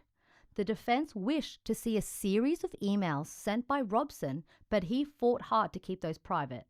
Ultimately, the judge ruled for those to be summoned and admitted into evidence. The emails caught him in blatant lies about his abuse claims. In 2016, he had sworn under oath that he had only discussed his abuse in one written communication, only to have thousands of emails surface showcasing him crafting and changing his story. Emails between him and his mother showing them going over stories and having many versions that kept getting amended. In one email, Wade sends her an article making claims about Michael. She responds, "Wow, that never happened," but he still used this exact story in court. Wade was caught lying under oath so badly that the judge stated, "There is no rational juror that could believe his testimony." That's damning. The judge said that. Eventually, both cases hit a wall. The trial court said that they were filed too late under the old statute of limitations. So Robson had filed in March of 2013 saying he realized he was abused May 2012. Under US law, you've only got 60 days from realizing you've been abused to file a creditor's claim. But Robson filed 10 months too late. He tried to get around it, saying he didn't know that Michael Jackson's estate was open for administration and he didn't know who to sue. But ultimately, the judge ruled that Wade had lied in his sworn declaration and he lied under oath so that he could sue. So initially the case was thrown out, and then a year later, the documentary Leaving Neverland announcement was made. This documentary will be discussed shortly. Then California changed their law. They reopened a window for older childhood SA claims. And with that, both suits came back to life. So in 2016, they'll put away, not because they didn't succeed, but ultimately because the judge was like, look, even though your sworn testimony isn't believable, at the end of the day, you put your creditor's claim too far. The statute of limitations prevents you, and the case was dismissed. And now it's been reopened now that California changed their laws. But they were knocked back again for a different reason. In 2021, the trial judge dismissed both cases again on the grounds that Jackson's companies didn't owe a legal duty of care to protect the boys from any alleged conduct. In other words, even if you assume the allegations were true for the sake of argument, the companies themselves couldn't be held liable. But Robson and Safechuck both appealed. In August 2023, the California Court of Appeal reversed the dismissals. The appellate judges didn't say the men were right. They said a jury should decide whether the companies held that duty and whether they're responsible. So this case is alive and well today. They think it'll go actually full on to trial sometime 2026. And I guess, I think ultimately that they're going to be found right. I think they're going to win because I think they have a good argument. I personally, in this, as we'll go through, I think there's some serious problems with their claims. But in regards to whether or not a company should have a duty of care, I agree with that. Yeah, I think that's pretty fair. As a lawyer, yeah, I agree. As a lawyer, I do agree that they make a good claim. Like, someone needs to be responsible, not just Michael. Mm-hmm. You have a full-on, like, there's a whole team around there. Surely someone should, or like, to children, owe a duty of care. Yeah, I think so. If something happens in, like, a Tesco, exactly, then the company right? should have some kind of like you said, procedures in place for things not to happen and safeguarding things. And there were no safeguards at Neverland. What on earth's going on there? There should have been things in place to say, Michael, you can't have kids in your bedroom in your bed by yourself. That should have been a thing. Where's the OH&S? Like, what if someone falls over and trips over? Like, you know what I mean? Like, there should have been a whole system behind it. So we'll have to wait and see. But I definitely think that at least certainly the argument of whether or not a company should have owed them a duty of care, I would think they'd have a good argument for it. But we'll have to wait and see. In 2019, the HBO documentary Leaving Neverland reignited the controversy once more in the public's eye. It featured 4 hours of Robson and Safechuck detailing graphic essay. So we're not going to go through all the, as we said, the graphic descriptions. It's very graphic. Yes. For those if you've seen the documentary, it's quite shocking. Yes. I remember watching it a few years back, and I was like, "Whoa!" It was quite intense. Yes. It's but yeah, it's serious. Just imagine in your mind, it's some extreme stuff. Yes. Yeah, it's not like it's highly descriptive. Yeah. Yes. Yeah. The film was highly emotional, and despite no physical evidence or alternative testimony being provided, it successfully sold the message to millions that Michael was a predator. It aired during the height of the Me Too movement when Believe All Survivors was a prevailing attitude. It got a standing ovation at the Sundance Festival, and after the documentary aired, Oprah then showcased them. Although described as an interview, Oprah's episode received criticism as it didn't ask any journalistic questions or provide contradictory evidence. And to be honest, I think this is generally speaking what people have to say about journalists today in general. There's no longer like any hard-hitting questions. Most celebrity interviews are pretty much just like fanning the celebrity. I think that age of like hard-hitting interviewing has finished, to be fair. This documentary aired in the US first on the 3rd of March 2019, then in the UK 3 days later.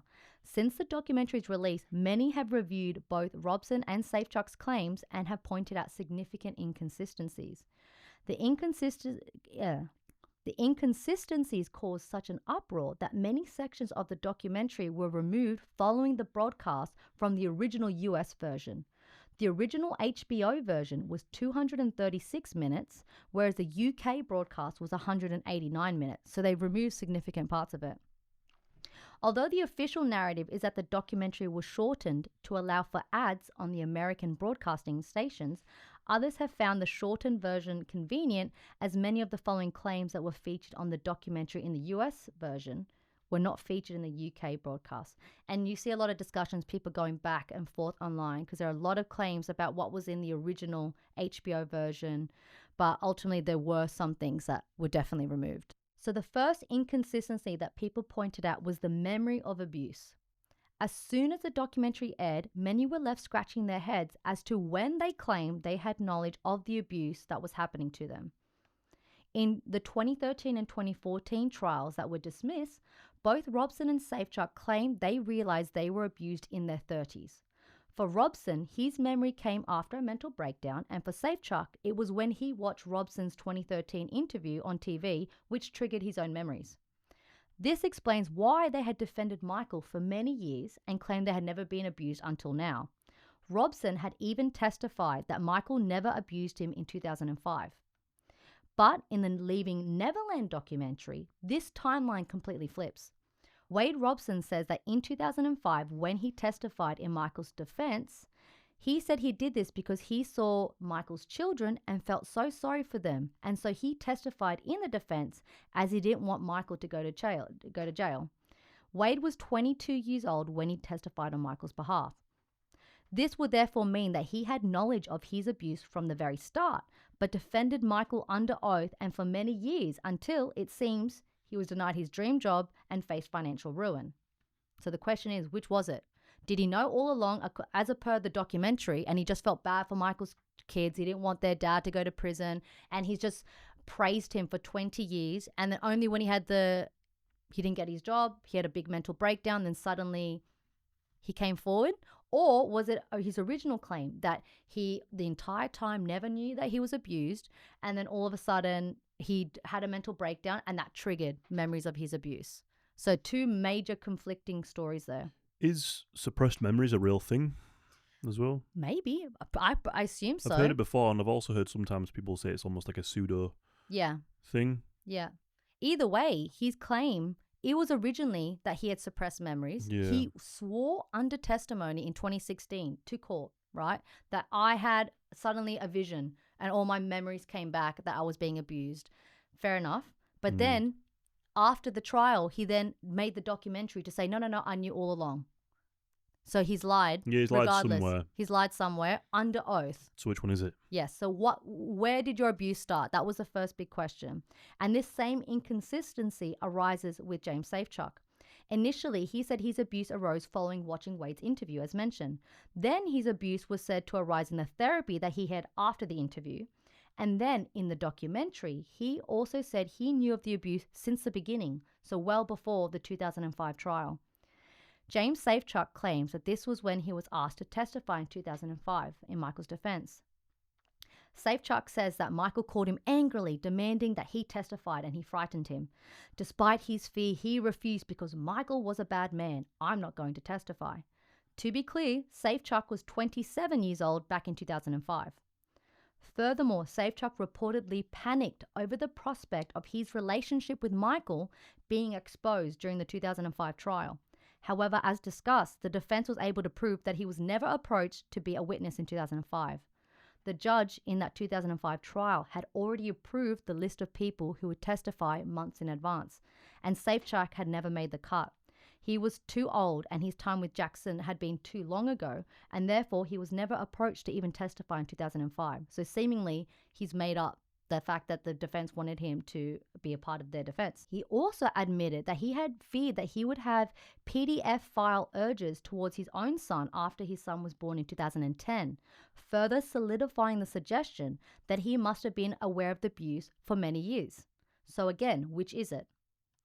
Either they lied in their sworn testimonies later in life in 2016, or have lied in 2005 and then continued to lie up until 2013.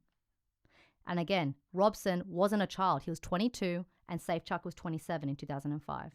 Can I just play devil's advocate for a little minute? So, when someone is manipulated and abused, could they be under the perception, like in that state of mind, that they love Michael and that, you know, that their abuse was different? I know sometimes people can have this weird, almost warped view of their own abuse. Like maybe they did know something was wrong, but they were like, oh, but Michael wouldn't do that. Michael's my hero. I love him and he loves me too. So he wouldn't hurt me. This must have been just love or something. Do you know what I mean? Yeah. That kind of thing. But I agree. Could they have had a twisted view? And then later on they realize, oh, no, this was abuse. Like that happens with people, like, I know, like sometimes get abused by like parents or For sure. things like that. A loved person. And then later on they'll go, oh, it was abuse. It was. And they kind of almost like manipulate themselves into thinking that it For wasn't. sure. Could they have done this? Could they have known deep down that it was wrong? And that's what they mean. And sometimes the way they convey it is like, I knew in 2005 that it was wrong, but I didn't really want to come out and say it. Yeah.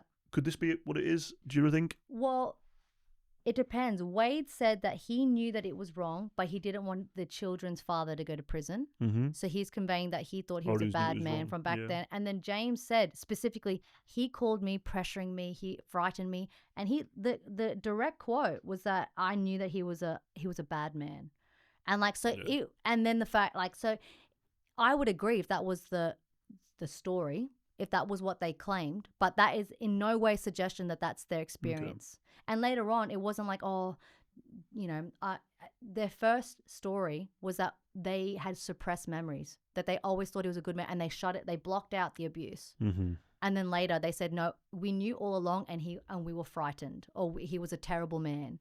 It wasn't like this whole, it was lovingly, but I felt special. Okay. I would agree with you, Yeah. but they have not made that claim once. How they phrased it. Yeah, I just want to play devil's advocate. Just Yeah, to, I agree. just go on some possible For leads sure. and stuff, but And I would be more inclined to understand that, but that's not how they portrayed it, at Yeah. least. The next inconsistency is when the first abuse allegedly took place. The first time Wade Robinson alleges that he was abused by Michael Jackson was in January of 1990. The Robson family went to Record One Studios while Michael was working on the album that became Dangerous. Michael said to the whole family, "Why don't you come up to Neverland for the weekend with me?" They agreed, and Wade, with his sister Chantel, their mother Joy, and her parents, all went to Neverland for the weekend, the whole family. Both Wade and Joy Robson, under oath, said that the first 2 nights Wade and Chantel slept with Michael in his bedroom and that nothing happened. Wade said in the documentary also that nothing happened. They watched cartoons, fell asleep, and it was just a friendship.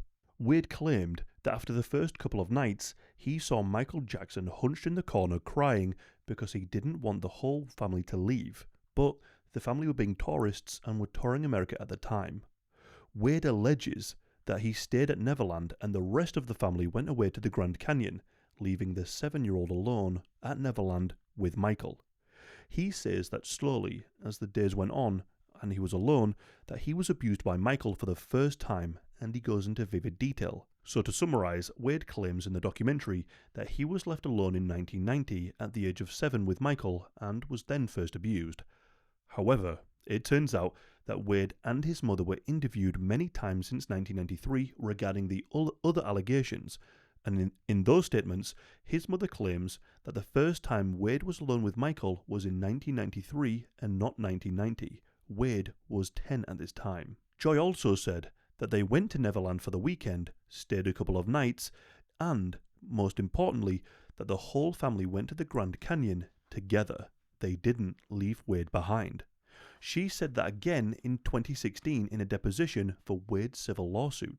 Therefore, Robson's own mother contradicts that he was left alone with Michael for days, which is when the first time he was allegedly abused.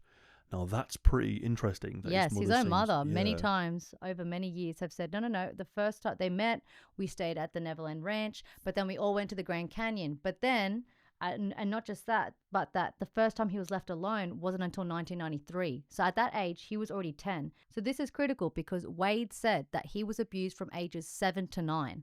That's like a very small window. Mm-hmm. And his own mother has said many times in other cases, he was not left alone with Michael once until he was 10. Yeah. And that very trip, we all went to the Grand Canyon. I never left him alone in the past. So for me, it's like one of those things where I'm not saying he's a liar, but if someone is lying, you have to kind of keep track of all of what you've said in the past. And there's actually written evidence that she has said this because she swore it. Yeah. So the next massive inconsistency for me is regarding James Safechuck's train station. In Leaving Neverland, Safechuck gives a detailed story about how he was abused in different places around Neverland, including the Grand train station with the floral clock in front, which is an iconic piece. He goes into detail about being abused in a room upstairs and how it happened every day. This daily abuse suggests it was perhaps earlier on and not towards the end when he was allegedly discarded by Michael when he moved on to other boys to abuse because Safechuck was too old. Safechuck signed 2 sworn declarations saying he was abused between 1988 and 1992 until he was 14 years old. After all this was made public in the documentary, and after Safechuck had already signed these 2 sworn declarations in trial, skeptics pointed out that the train station didn't open until 1994, 2 years after the alleged daily abuse at the train station had already stopped.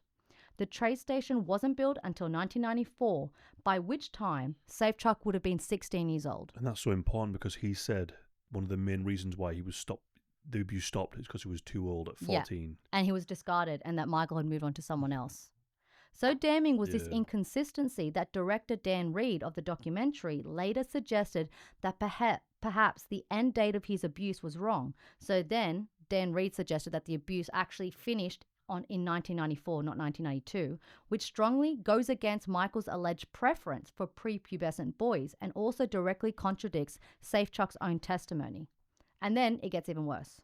Although it's contested where this was said, some argue that Safechuck said in the original documentary, Leaving Neverland, that he had been taken by Michael on a trip to Euro Disney in 1988. Safechuck allegedly described this as a honeymoon at the beginning of the abuse, but online critics pointed out that Euro Disney Park wasn't opened for another 4 years in 1992.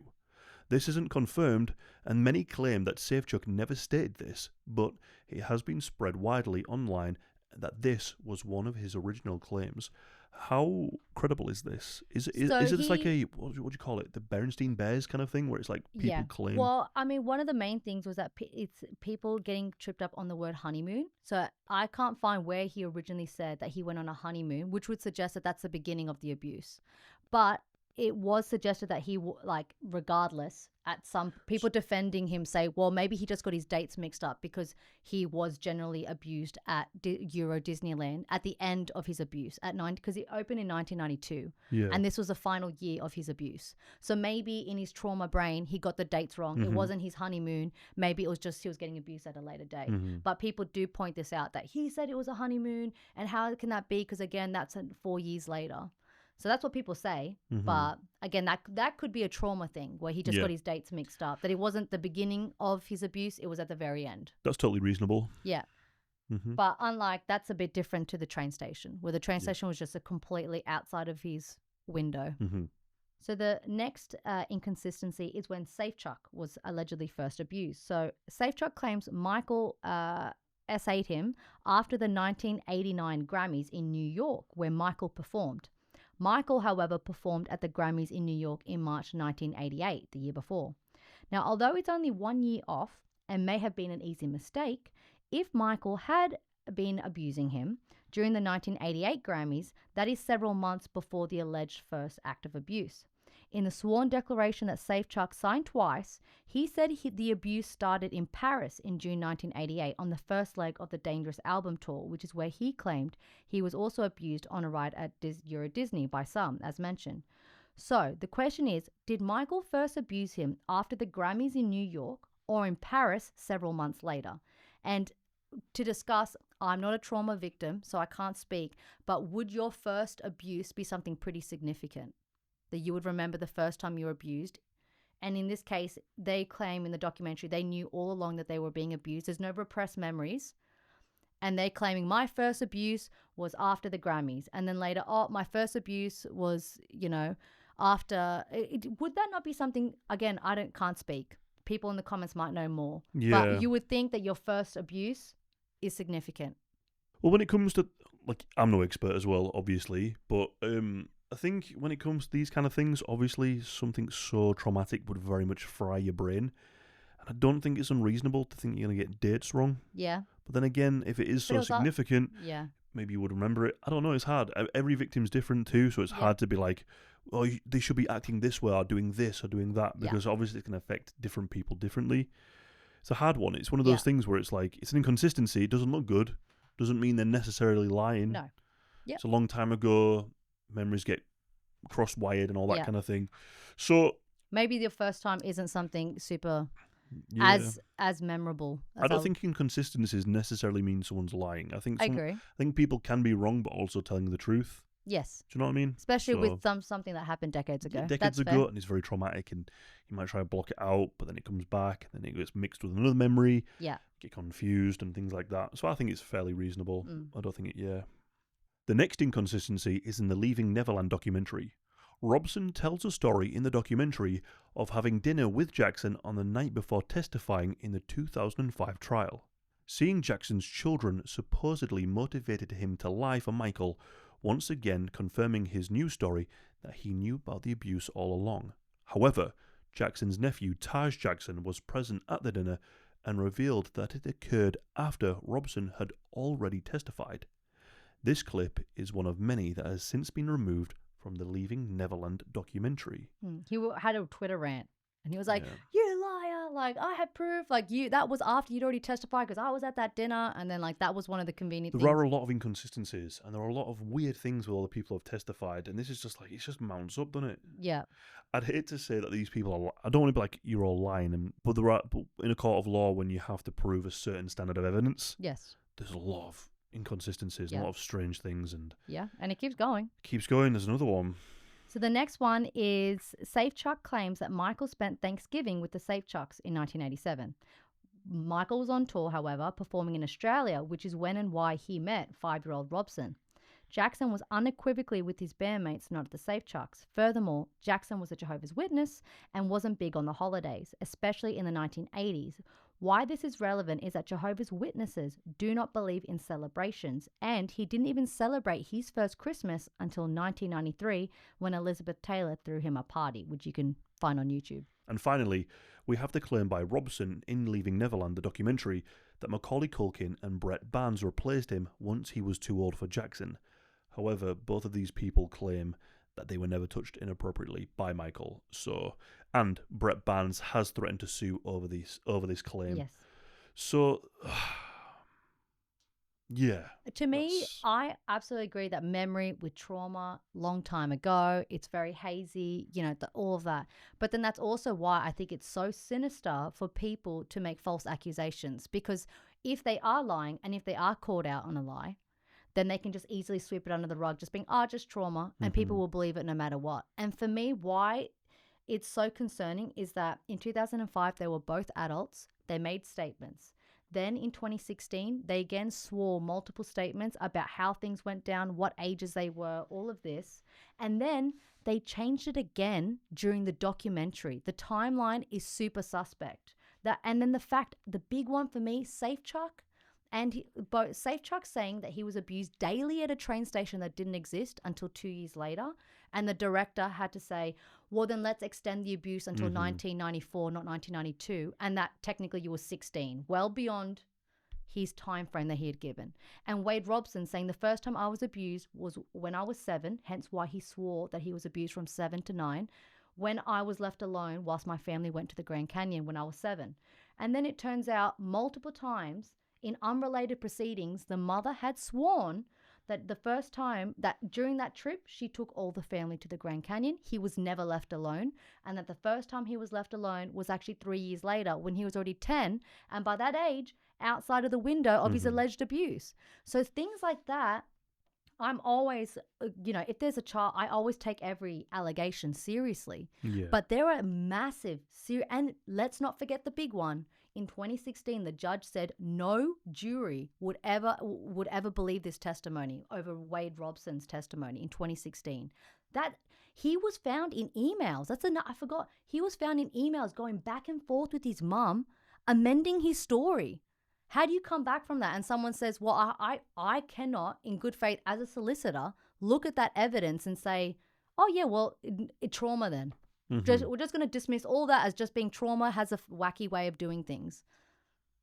You have to be innocent until proven guilty. And on the burden of this evidence, it's absolutely shonky. That's the thing, right? Because like we said, you should always take every abuse allegation extremely seriously. Yes. But it also has to be innocent till proven guilty. I think it's that. a weird balance to kind of have. Yes. But it's the only way of doing things fair. You have to say, okay, you've made this claim. We are going to treat it like it's innocent proven guilty, but we will take it extremely seriously and get to the bottom of it. Yeah, for sure. from that, I just want to say that also relevant to the case, there have been so many people who have come forward and said, I was offered so much money to say this about Michael. So, for example, I read a book on Michael's security guards after he died. They released a book and they said how much money they were offered to say, you don't have to say that Michael was abusive or like that you saw anything, but just give a little suggestion and we'll pay you off X amount. And there have been so many people to come forward saying that we were offered so much money to say, because like it sells. Saying Michael Jackson is XYZ sells. And for example, I put in here what Aaron Carter said. So Aaron Carter claimed that his mother, Jane, tried to convince him to falsely accuse Michael of SA for financial gain. The allegation was made in multiple interviews before his death in 2022. In one interview in 2020, he recalls saying, there were 4 FBI agents waiting for me in the hotel room and my mum was there and was like, tell them what happened. And I'm like, what do you mean tell them what happened? And I sit down with them and they start asking these super sexually exploiting questions. And I knew at that age already. And I look at all 4 of them and I tell them, are you all crazy? What do you think I'm going to do? Tell you that Michael did something bad so that we can sue him for money? And I looked over at my mum. Are you serious, Mum? What is going on? And why are you letting this happen? And she goes, well, I think something happened. And I go, really? That man did nothing but be hospitable, kind, loving, giving, everything you could think of. We rode 4-wheelers for 5 hours, him, me, and Chris Tucker in the mountains after his birthday party. Him and I hung out pretty much all night talking, got a couple of hours sleep. He pulled out a cot in his room because I wanted to hang out with Michael and I slept there. I wake up in the morning, the cleaning lady woke me up and Michael's bed is made. And then when I get back to LA, all of this shit happened and I'm like, what the F is this? I looked at my mum and said, are you really trying to go after Michael and use me as a money grab? I looked at them all and said, nothing happened. Michael was flirting with girls right in front of me, blah, blah, blah, blah, blah. Now, after, it should be noted, Aaron Carter died of drowning of overdose in 2022, he released an unfinished memoir, or his estate, his management team did. In this released memoir, there is a description of this night. Now, in it, he says that he found Michael Jackson at the foot of his cot in his underwear and seemingly asleep or sleepwalking. Carter says he woke Jackson up and told him to go back to his bed, which Jackson did. Carter states that they never spoke about it again. Now, the release of this memoir that says that this thing happened shortly after his death was criticized by his management team and by his family as a, quote, heartless money grab and vehemently denies any allegations that Michael was inappropriate with him on that night. So Aaron Carter, just as an example, has said many times Michael never did anything, but that my own mother was trying to insinuate FBI agents. They were all trying to push me to say something happened. And then after he dies, a memoir was released with this shonky claim of Michael being in his underwear at the end of his bed sleepwalking, like this weird thing. And then his family was like, no, that didn't happen. So this is something that surrounds Michael wherever he goes. I don't think anyone will ever be able to escape it because the story sells. Yeah, well, he could also be a PDF file. Yeah. Don't get me wrong. Like, I'm not saying that he's not, but we also need to be aware that it makes money to sell the story. And up until this point, these 5 allegations all have so much issue, like so many problems in. That's why it's such a hot topic. Yeah, well, the worst thing you could do, arguably, is to be a PDF file. Yes, that's the worst. It's as bad as it can pretty much I'd get. rather a serial killer. Yeah, it's like it's even worse to target children. It's like, so you've got the most famous man ever committing the worst possible crime. Yes. Those 2 things together is going to sell some serious Yeah. stuff. So there is that financial motive for a lot of people to want to sell that story.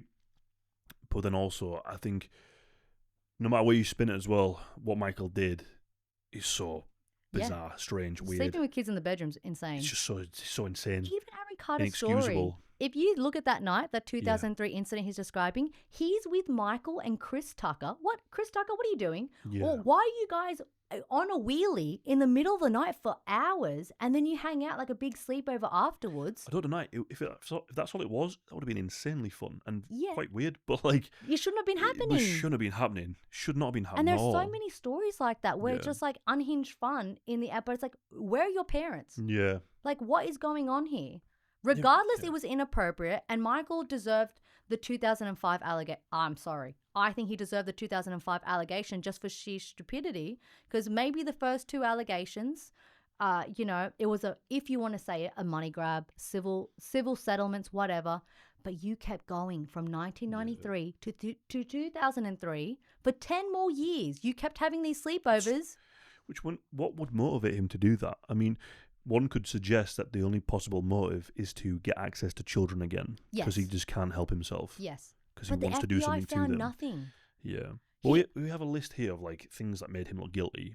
Yes. So we have, he formed a close relationship with young boys. That's weird. That doesn't look good. He was my friend. Like, Yeah. I called Wade Robson, be my friend. What do you need to be friends with a 5-year-old for? You don't need to. You don't need to. You don't need to be. Weird. You don't need to be.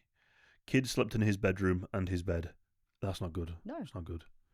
He was in a position of immense power, including over starstruck parents. Predatory behavior is predatory, but it can come across as very Children predatory. and the parents are vulnerable If he's to his influence. if he's innocent, it could just be naivety. But if he's guilty, if he's guilty of these crimes, that is textbook predatory behavior. Yes, red flags. So, and the next, he would buy gifts for both the children and the parents. Again, Yeah. could be seen as predatory behavior. Next one, the sheer amount of time spent in a friendship with children. It's not a good look. Nope. The next one, 4 people came forward to say that they were abused. There's a lot of people coming forward with stories, so that's not, Well, 5, sorry. 5, 5. Yeah. And then finally, the safe room and the alarm system. I don't think that makes him look guilty, to be honest. No. If I was a celebrity, Yeah. The panic room was already a part of the you estate. definitely fucking... And you need an alarm. Like, come on. All the people who have... Yeah. Who are like celebrities, like, what's she called? Sharon Tate, Yeah. John Lennon. There are people out there who want to kill celebrities for just no reason. Or other than they're crazy. They installed the safe room was already there, but the alarm system was installed because of a crazy fan. Got into Exactly. his So estate. Like, come on. I don't think that's really not anything. suspicious. It's like, I think... But everything else is a massive red flag. Like, without a doubt, it's a massive red flag. It's enough to raise eyebrows and be like, yeah. Yeah. And I think as well, if you put this on anyone else, like a random, like if I read these things off about a guy you didn't know about and he wasn't Michael Jackson, just a normal guy on the streets, I'd be suspect. If I said, oh, there's a guy I know, he forms friendship with kids, he sleeps them in his bed, he buys power for he buys things for the parents and stuff. You're like, well, that guy's a PDF file for sure. But he's not a normal guy. He's not. He had a very unique upbringing. He had a very unique childhood. So, other factors, but get devil's advocate, that make him look innocent. 1993 civil case was extremely weak and put a target on Michael's back for further financial extortion. I don't care which way you look at it. The Jordan Chandler, the Dr. Eva Chandler case is just extortion. Yeah. He could be a PDF file, but that first case triggered a series of events. And I think, extortion. The FBI reportedly investigated Jackson for over 10 years with no evidence of abuse ever shown. Nothing. Michael went through the courts to defend himself against 14 charges and was proven not guilty in 2005. And that's massive. That has to mean something. Both Wade and James said under oath in the 90s that Jackson never did anything to them. Why would Michael call to the stand children he was abusing to testify on his behalf? Why would Michael allegedly call and threaten Safechuck to testify as to his innocence when he could turn around and confess everything? Wade and Safechuck kept changing their story as to when they discovered they'd been abused. As a result, both have perjured themselves, as they both swore they realized they were abused later in life, and then in the documentary they knew were being abused since before his trial, as mentioned. Significant inconsistencies in both Safechuck and Wade's allegations, in particular, the fact of the train station. Robson was allegedly abused during a period his own mother testified under multiple times that he was not at Neverland alone, as Robson now claims. In 2023 trial, the judge said in regards to Wade Robson, let me start again. In the 2016 trial, the judge said in regard to Wade that there is no rational juror that could believe in his testimony due to significant inconsistencies in his sworn testimony as well as the damning emails. And again, no physical evidence against Michael has ever been found. So to me, I'm not saying he's not a PDF file, but I do not find, as a solicitor, these 5 allegations have any weight. Personally, there's no evidence to them, and there's so many issues with each of them. I find a lot of his behavior too suspicious and too strange to be like, he didn't do anything. I feel there's too many things that he did. I think it was inappropriate. I don't think he did it. Yeah, you think he's innocent of everything? I think that he was an extremely unique, damaged, weird eccentric person, and that's probably because he himself was a bit weird, but his lifestyle like increases that. Like celebrities Yeah. always become weird over time. Oh, yeah, 'Cause they're especially too- child stars. Yeah, they're Every too child insulated. star, every child star, Amanda Bynes, things like Yeah, that. like Britney Spears. yeah. They all end up pretty mentally And ill. instead of It's really becoming- sad.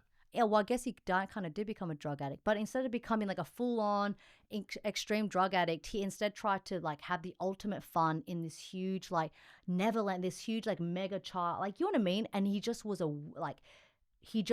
he needed better people around him or something. Yeah, I think that's for sure. He needed systems, better people around him. And the reason why, I agree, all of that's a massive red flag. But you know what does it for me? The fact that he doesn't deny it. In all of the interviews, he's like, yes, they sleep in my bed. What's the problem with that? Like, he doesn't deny it. It's as if he's like not there. Like, he's so naive. If you were a PDF file, would you not be like, no, they don't? Or you would hide your tracks or something? Yeah. But he was like, he even had that Martin Bashir come into his home, live, film the documentary was like dodge, but he was like so open. He really didn't, and he's like, what's the problem? I like, he really could not, it's as if he couldn't understand what was wrong with it. That seems to me as someone who's more naive than malicious. But to such an extreme that he deserved it, because at the end of the day, you put children at risk by not having systems. I can fully understand how people come to either conclusion, to be honest. Yeah. I can fully see how people go, oh, he's guilty. Yes. And I can understand why people say he's innocent. I think a lot of these charges against him that people brought against him were kind of bogus. Yeah. That's not to say that there aren't other victims. Do you know what I mean? Exactly.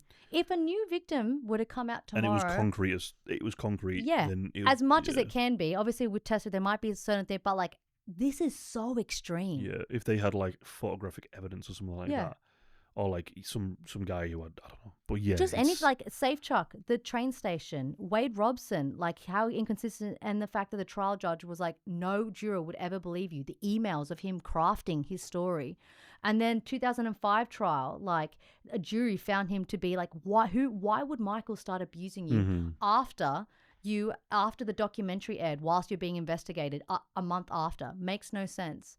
The guy before with his maid mum who was stealing all this stuff, and he kept saying, no, I was actually really pressured at the time by the LAPD. And then Jordan Chandler, the poor daddy, he eventually emancipated from both his parents. Yeah. Like the whole thing, these 5 allegations aren't strong. It's not to say that there aren't more out there where he's actually significant, like real. But for now, that's the story of Michael Jackson. That's the allegations and the case against Michael. So leave your opinions down below. This is a big one. It would be interesting. Yeah, I'd be interested to know what people think, as always. But yeah, let us know what you because I think it's a bit of a divisive one, right? Because it involves serious crimes. Yeah.